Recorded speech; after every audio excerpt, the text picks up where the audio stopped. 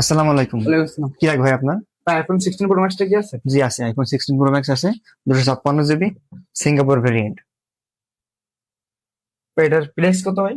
এটার প্রাইস 1,48,000 টাকা, আজকের অফার প্রাইস। আজকের অফার প্রাইস। আমাদের কাছে আপনার আইফোন 17 প্রো ম্যাক্স, যেটা নিউ ভেরিয়েন্ট, সেটাও আমাদের কাছে আছে। এটা 256 জিবি, জি এটা আজকের জন্য চলছে অফার প্রাইস 1,66,000 টাকা। ভাই, মাত্র 8,000 টাকার পার্থক্য। জি, মাত্র এটা 28,000 টাকা ডিফারেন্স যেটা। তো আমি কোনটা নিব?